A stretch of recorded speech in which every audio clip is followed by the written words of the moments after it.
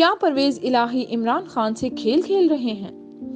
پنجاب میں اسمبلی توڑنے اور بچانے کے کھیل میں لاہور ہائی کورٹ کے فیصلے کے بعد کچھ کمی آئی ہے۔ جہاں سیاسی جماعتوں کے درمیان دھواں دار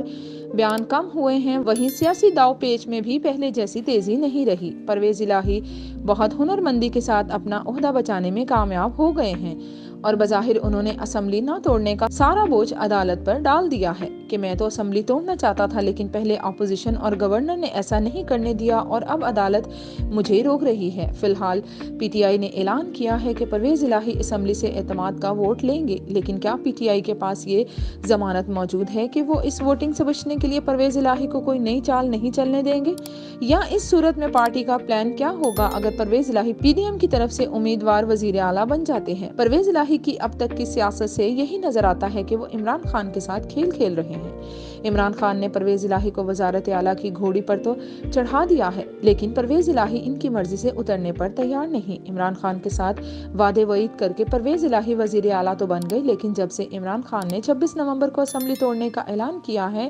پرویز الہی کہنے کو تو ان کے حکم کے غلام ہے، لیکن مختلف ہیلوں بہانوں اور دلیلوں سے اسمبلی توڑنے سے کترا رہے ہیں۔ اپوزیشن کی طرف سے عدم اعتماد کی تحریک اور گورنر کی طرف سے اعتماد کا ووٹ لینے کی ہدایت کے بارے میں بھی کہیں نہ کہیں یہ یوں لگتا ہے کہ پرویز الہی کی رضامندی شامل تھی، تاکہ وہ معاملہ عدالت لے کر جائیں گے اور وہیں سے ایسا آرڈر لائیں جسے عمران خان بھی رد نہ کر سکے، کیونکہ غور سے جائزہ لے تو اس وقت عمران خان کے علاوہ کوئی بھی سچے دل سے اسمبلیاں توڑنے کے حق میں نہیں۔ پی ڈی ایم کاف لیگ ہو یا خود پی ٹی آئی کے اپنے سنجیدہ اراکین، سب لوگ اپنی وجوہات کی بنیاد پر اسمبلی قائم رکھنا چاہتے ہیں، لیکن پی ٹی آئی کے اندر سے کوئی بھی عمران خان کی مخالفت کرنے کی جرات نہیں کر سکتا، اور پرویز الہی اس بنیاد پر اس کی کھلم کھلا مخالفت نہیں کر سکتے کہ وہ عمران خان کے ساتھ رہ کر اگلے الیکشن میں سیٹ ایڈجسٹمنٹ کے لیے اپنے اراکین بڑھا سکتے ہیں اور شاید آئندہ بھی وزیر اعلیٰ بن سکتے ہیں۔